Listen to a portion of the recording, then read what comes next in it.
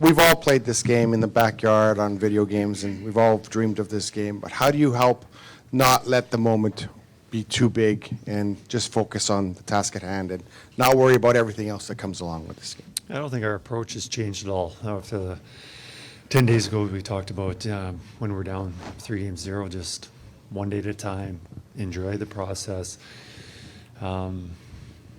We're enjoying the process. We're enjoying where we are right now. We've got a confident group, and we're just gonna play this game like any other one, and that's about it. Right side, second row, Steven. Kris, you talked about that U.S. Thanksgiving practice in Washington and the game after and all that. What about that practice and what changed from that day and the win the next day kind of changed the season? Like, what was it about that moment and what you guys adjusted that put you guys on this trajectory? Well, I know after the loss against Carolina, there's some things said in the dressing room. Players spoke up, and I think it was the first two periods. I think we're down 5-1 or something, and in the third period, actually, we came out really strong. I think we scored early, and we had a good push. Wasn't enough, but it was a good third period, and it kind of reminded me of our third period in Game 3 against Florida in this series, where we're down 4-1, and we had a good push, and we had an opportunity to tie the game up late, and it wasn't enough. But I just think we just talked about shortening our season, looking at what needed to be done. We can't look at Game 82 and where the standings are and how many points we're behind somebody. We just had to win 5 of 3 games in our 8-game segments, and to do that, we would be in a really good position to make playoffs.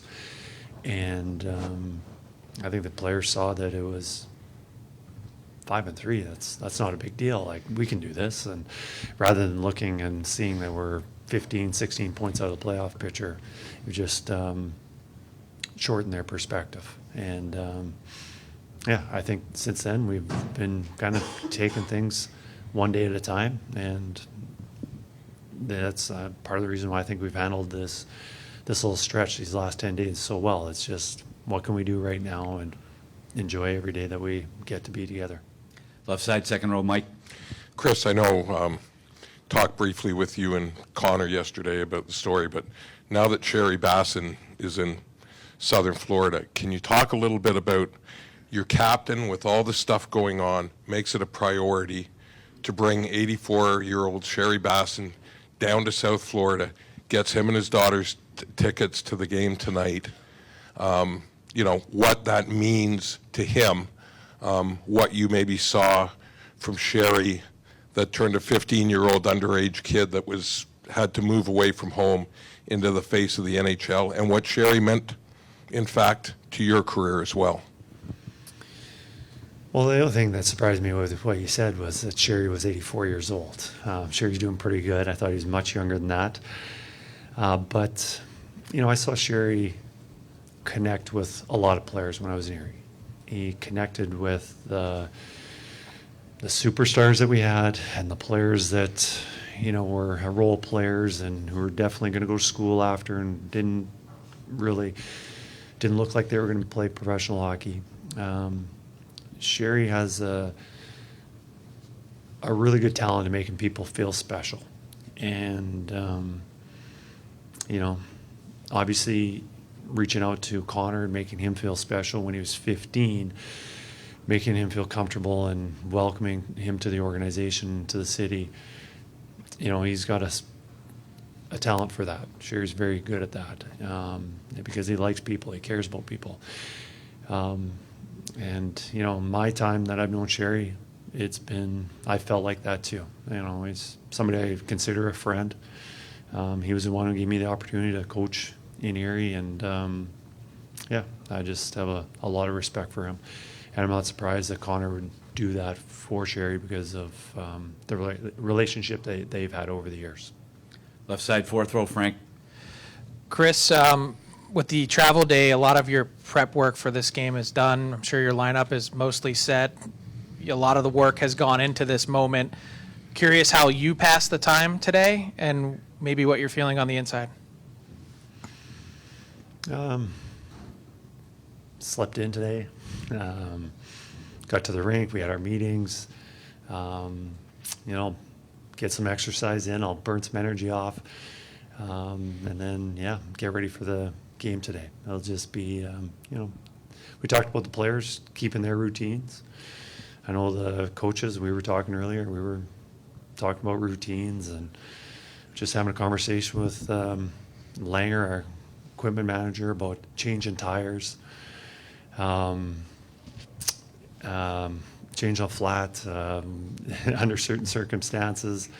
So it's just a regular day for us. Right side, fifth row, JF.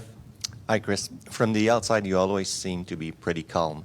But the day of a Game 7 of the Stanley Cup final, are you preparing an emotional speech, or there's not much you can say to the player at this time? We want to stay the course. We're not going to do anything different. We just want to be prepared. And I think these last few games, the players have been ready to play, and they know what's at stake. They know what we're playing in. I don't think they need any extra motivation. I think that's just about settling the nerves and staying focused on what is important that needs to be executed, and just the emphasis on enjoying the moment, having fun, because this game is fun, and what's more fun than a situation like this?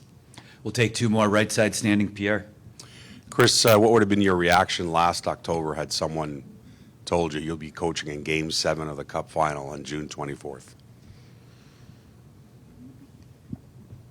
I would have been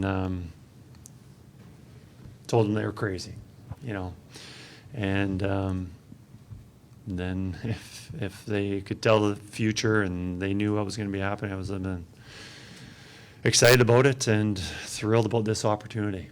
And and we are thrilled and excited for this opportunity. It's going to be a great atmosphere, and hopefully as many fans from Rogers that was at Game 6 were able to get tickets and come into the building tonight to make it even more special. But we're all looking forward to it. Last one, right side, first row, Daniel. Kris, you faced elimination games now for a few games, so this is kind of nothing different. But now that big silver trophy is there, the first time that you can actually win it, that you can put your hands on it, the tension feel a little bit different than it did the last 3 games. I think we feel good about our team. I think when the stakes have been the highest, when our backs have been up against the wall, they've just been resilient and played really well. And I think this game is no different for us. We're going to treat it the same, and I think everyone's excited for 8 o'clock to start, or to be here so we can get this game going. I think it's, should be a good one.